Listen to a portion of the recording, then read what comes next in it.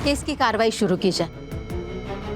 My Lord, कभी कभी एक गवाही, एक सच, एक स्टेटमेंट 1000 गवाहों, 1000 बातों और 1000 स्टेटमेंट्स के ऊपर भारी पड़ जाता है। ठीक ऐसा ही एक सच मेरी क्लाइंट लक्ष्मी ने आज कोर्ट के सामने रखा है।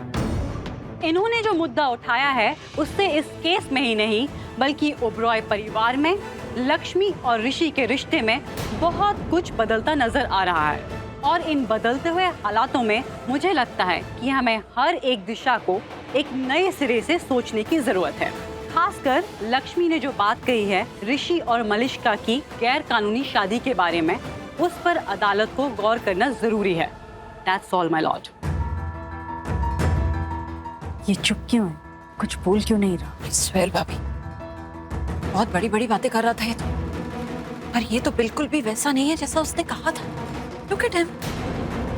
एडवोकेट प्रदीप, आप कुछ कहना चाहते हैं? नहीं मैम, मेरे पास कुछ नया नहीं है कहने के लिए।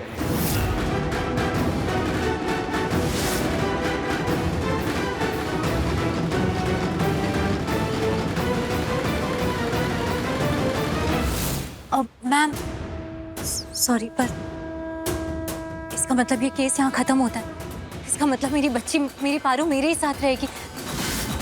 तो क्या अब हम यहाँ से जा सकते हैं प्लीज, वरना ये लोग कोई और केस कर देंगे। अरे लेकिन केस खत्म नहीं हुआ है, और तुम कौन होती हो केस को खत्म करने वाली? हाँ, हमारे परिवार का फैसला हम करेंगे, तुम नहीं। तुम्हारे कह देने से कोई रिश्ता कानूनी या गैर कानूनी नहीं हो जाएगा। तो ये तो आप पर भी लागू होता है ना। आपके कह देने से पारू पर आपका हक हो नहीं जाएगा। वो मेरी बेटी है, मैं माँ हूँ उसकी। पारो के साथ हमारा भी रिश्ता है, खून का रिश्ता। ऑर्डर ऑर्डर, चुप हो जाइए आप लोग। ये अदालत है, आप लोगों का घर नहीं है।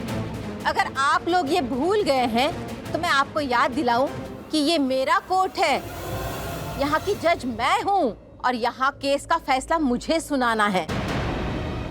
अंडरस्टैंड? बैठ जाइए आप। सॉरी।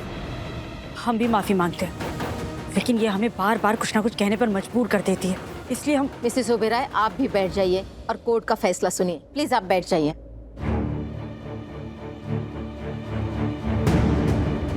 इस केस में कुछ नई बातें, कुछ सच्चाई सामने आई हैं, कुछ नए मोड़ रिश्तों में देखे गए हैं। उसके आधार पर ऋषि ओबेरॉय और मलिष्का की शादी को ये कोर्ट गैर कानूनी मानती है।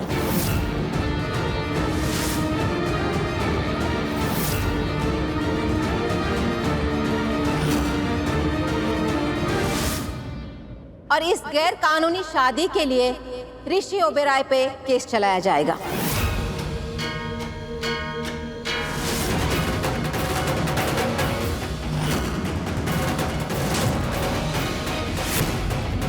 और इस कस्टडी केस की अगली सुनवाई के लिए आप सबको परसों तक का वक्त दिया जाता है। परसों ठीक 12 बजे इस केस की सुनवाई होगी।